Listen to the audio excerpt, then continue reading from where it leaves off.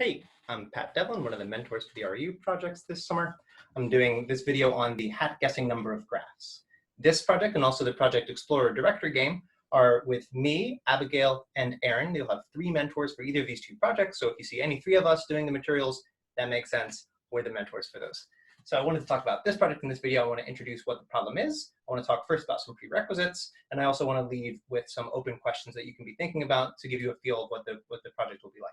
As far as prerequisites for this project, you'll need a familiarity with graph theory. At first, you just need a basic level of terminology and lingo and things like that. So what is a vertex? What is degree? What is an edge? Things like that. You need to maybe some basic families of graphs, like what does it mean for a graph to be a tree or a cycle?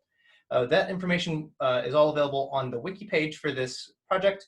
You'll see links for this talk itself. You'll see all the things that I'm going to be talking about already written out there, so you don't have to keep careful notes, but you'll also see these things on primer and graph theory and things like that. That said, this project, unlike the Explorer Director game, this project has some more substantial background that a person could dive into as far as existing literature, and some of those things involve more background in mathematics, like probability theory. Some of it involves linear algebra. Some of it even involves learning about finite groups or finite fields and things like that. And if a person wanted to really get a full understanding of all the literature on this project, it would take it longer than it would for, say, the same amount of work on the Explorer Director game, where that one's a bit more low to the ground.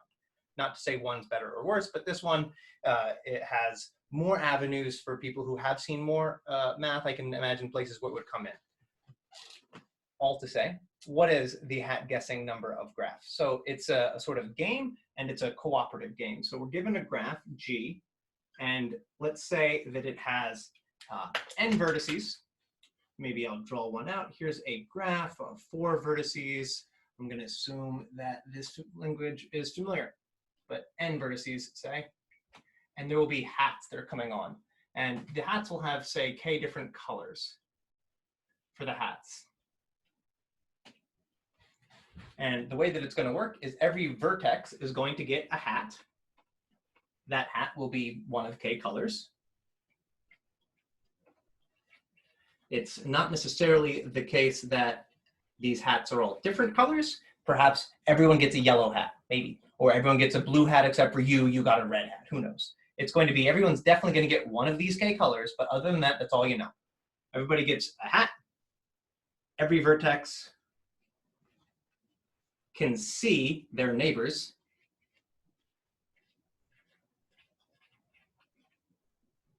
So this vertex here can see the hats of the people that they're adjacent to. The one on the bottom left here can see this one here, and they can also see this vertex on top. So they see 2 hat colors. This person at the very end here is only adjacent to 1. So this person will only get to see 1 hat color. They only get to see the hat color of the person there. But every vertex gets a hat. It's going to have one of k colors. Every vertex gets to see the hats of their neighbors. Then every vertex needs to guess what their own hat color is. And those guesses happen simultaneously. So you look around and you say, well, I see a yellow and that person's wearing blue, so I guess I'm going to guess mine is green, or maybe mine is yellow, whatever your strategy is. But every vertex guesses their own hat color. And these guesses happen simultaneously. So I'll say every vertex does this, and I'll say at the same time, to emphasize that there's no communication happening between these vertices. It's not like the first guy guesses and then the second guy hears the guess and that influences what they're going to say. Nope. Imagine maybe that everyone writes down their guess, puts it in an envelope, and then they all just see who's right and wrong at the same time. There's no information happening. There's no wiggling of the eyebrows. A purely mathematical question. They, of course, get to agree beforehand, but they're trying to win, and win means getting stuff right. At the moment, it is very hard to get it right because you just imagine this little vertex here. You're going to have some strategy, and what it is I'm not sure. You don't know what's on your head, but you see, okay, this person has blue, this person has red, and you're going to guess that your hat is hard to say. You have a limited amount of information, and it would be impressive if you were correct. So we don't want everyone to be correct. That's a bit too much to ask for. They will win if and only if at least one person is correct. At least one guess will be correct. At least, one is correct. And otherwise they lose. So that's how we can tell whether or not they'll win. And then the question is, Okay, great. They know what the graph will be. They know how many colors there will be, and they can agree beforehand. But then once they see the colors, they don't say anything. They just think about it, and then they all guess simultaneously. Can they win? Or maybe when can they win? And when, I guess, means as a function of this graph, what the initial graph looks like, and as a function of how many colors. So if this graph has, say, I promise every hat will be one of 3 colors, do they have a strategy that will win? When can they win? In other words, I want to know, when can they win no matter what? What's the biggest K? And we're going to give this a name. We're going to call it the hat guessing number of G. Hat guessing number of G, Hg of G, is the biggest number K. The biggest K such that they will win. They have a winning strategy no matter what. They can win no matter what. So no matter what the assignment of hats is, they have a strategy such that in every possible assignment, at least one person is correct. What's the biggest K where that can happen? That's called the hat guessing number of a graph. And let's get an example of this.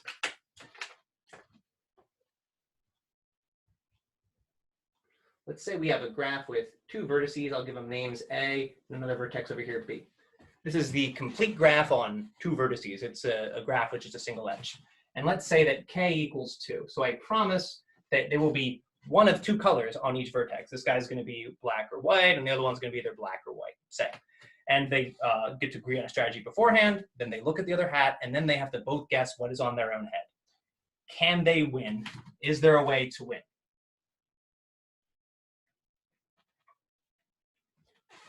I want you to literally pause the video and think about this. I'm also about to spoil it by telling you the answer, and then I'll spoil it again by telling you the proof. So quick pause. Can they win? Here's a spoiler. Yes. There is a strategy that works no matter what. And I want you to pause again and think about what that strategy would be.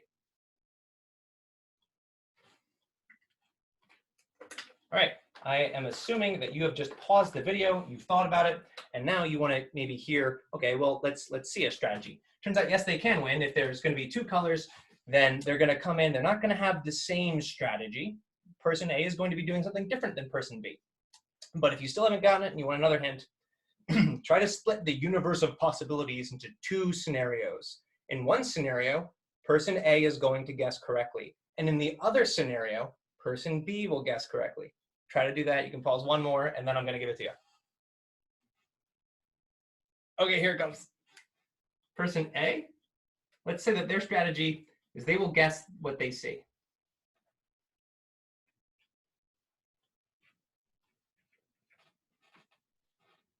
And let's say person B, there's a couple ways maybe to go about this, but here's one. They'll guess what they don't see.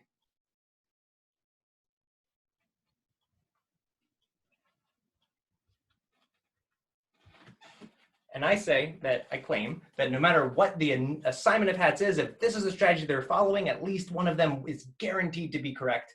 How do we know? Well, there's 4 possibilities to think about. 2 possible hat colors for the first one, 2 possible for the second one. Multiply those up, you get 4 possible assignments of hats, and you could just check all 4 and say in each of the 4 possibilities, the strategy happens to work. That's great. Or you could try to do it a little bit more clever or something to save yourself some time. And maybe you say, okay, in the scenario where they have the same hat color, okay, then person A is guessing the color that they see. They're saying, well, you have white, so I think I also have white. And if they have the same color, person A's strategy will work. Person A will be correct if they have the same color. On the other hand, if they don't have the same color, which is the only other possibility, then person B will be correct. Person B is thinking, well, you have white, so I'm going to guess that my hat is black. And person B will be correct if they have different colors. And those are the only possibilities. They're the same, person A wins. If they're different, person B will win. And that's great. They'll collectively have won the game. So that's that. I want to give you a couple more things to think about. And one of them is, well, this shows that the hat guessing number of this graph of one edge is at least 2, because if k equals 2, they can win. So the biggest k that they can win is at least 2. Can they win when k equals 3? Good question. No, but let's prove it. I'm going to pause and awkwardly erase. Here we go. Okay, so we've got a lower bound on a hat matching number by coming up with a concrete strategy. To get an upper bound on the hat matching number for a graph, it would be saying, no matter what strategy you have, it can't possibly succeed if there are this many colors. And those are a little bit more nuanced, or there's a different type of thinking. And I don't want to make this into a lecture, but I want to show you one sort of proof technique, which is the following theorem. I'll write it like this. The hat matching number of any graph, if it has n vertices, and then the hat matching number is less than or equal to n. If you have more colors than you have vertices, more colors than people, you will definitely lose. Here's the proof. And for this, I want to think about it if they can win. So the proof will be, assume that they can win with, say, colors. With k colors, they win.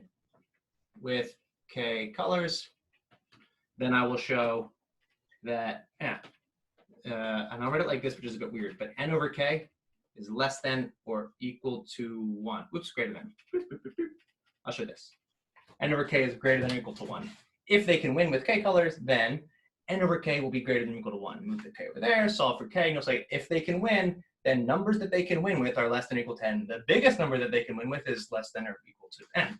All right, cool. So here's this, and it's a little bit nice. It has a probabilistic flavor. And what we'll do is imagine that they can win. Okay, great, good for them.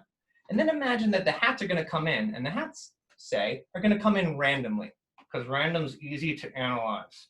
But imagine the hats are coming in randomly. Hat colors are random. Okay, sure. Then the probability that, say, person I, vertex I, is correct, that probability is exactly 1 over k. And it's exactly 1 over k regardless of what strategy they have, which is kind of crazy. That no matter what, each person is correct exactly 1 out of k proportion of the time. Why? Well, let's look at it from their perspective. They look around, they see something, and they say, okay, I'm following your strategy in my head, and I saw this, boop, so I'm going to guess, aha, and they formulate whatever their guess is going to be, and they have already formulated one particular guess. Okay, great. Their hat color is 1 of k possibilities, and their hat color does not influence their guess because they can't see their own hat. So their hat is 1 of k possible things, which is independent of what they're going to guess. So they're going to guess one particular thing, and there are k things their hat could be, and it's a 1 out of k chance that their guess is going to be correct, which is a nice argument. You say, oh, okay, great. Now I understand each person's correct exactly 1 out of k proportion of the time, which tells you, for example, I'll use some probability language, the expected value, the expected number of correct guesses. If we add up how many people do guess correctly, and we randomly assign the hats, and we say, on average, how many people get it correct? It's going to actually be exactly equal to n times 1 over k. You add up all these probabilities, the expected value is linear, it adds up. So you add up all these different, this person's right 1 out of k, the next person's right 1 out of k, turns out it adds, which is a small miracle of math. The expected number of correct guesses is equal to n over k, and if they can win, then the number of correct guesses is always bigger than or equal to 1, if they can win. Which, I guess that does it. On average, it's n over k, and if they can win, then it's always bigger than or equal to 1. So n over k, if they can win, must be bigger than or equal to 1, which means if they can win, then I guess the number can't be too big, which is great. So what else is known? Quick pause. So what else is known? We just proved that the hat matching number is always less than or equal to the number of vertices. Other things we know is actually, we know exactly what the hat matching number is for complete graphs. We know exactly what it is. Turns out it's equal to n. If you have n vertices and everybody can see everybody, then you can do as well as you might hope. You couldn't possibly do more than n colors, but you can get all the way up to n. We did that when n equals 2. You should try when n equals 3 for a triangle, or when n equals 4, which would be the complete graph on 4 vertices, k4. Give that a try. That's nice. And for this, you just need to prove an upper or a lower bound. You have to give a concrete strategy because we already proved an upper bound that matches the equality. So we know this. We also know for trees, if you give a tree, oops, not free, a tree, we know that that is equal to 2, as it turns out. We also know the hat matching number for cycles, which depends on, and you can see all of these things in the wiki page. There's notes for these. Those are the only graphs that we know explicitly, and they still are the only graphs that we explicitly know the hat matching numbers for. Hat matching numbers are hard, which is why this is a nice project. Here are some open questions, some conjectures. People think that these are true, but we don't know. People think that the hat matching number, I'll put a question mark because we don't know, but they think that it's less than the maximum degree plus 1. Maximum degree, well, you should look that up, but that's a conjecture. We do know that it's at most e times the maximum degree, which is actually by this exact same probabilistic argument. You just analyze it a little bit more carefully and you use some fancy techniques. But we wonder, maybe it's literally never more than 1 plus the maximum degree. That's an open question. Another open question, maybe it's always bounded below by the chromatic number. Is chromatic number -1 always less than or equal to the hat matching number of a graph? Chromatic number is a good thing to look up. Another question is, what's happening with planar graphs? If G is planar, does that mean, question mark, that the hat matching number is never very big? Like, is it less than 4? That's a question. And there are some other open questions, but here are 3 to sink your teeth into. And I put them on there. I think that this project, it can go a lot of different ways, but one of the directions I'm really think would be most interesting or most fruitful would be to look at small graphs and to actually find what the hat matching number is for maybe a triangle, which we know for a triangle. How about a triangle and then you add an extra little dangling edge, this guy right here. What's that matching number for that? I happen to know, and you can find out.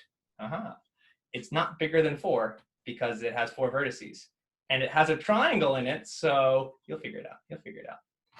There's some drama, and then you'll wonder which of 2 options it is, but you'll figure it out.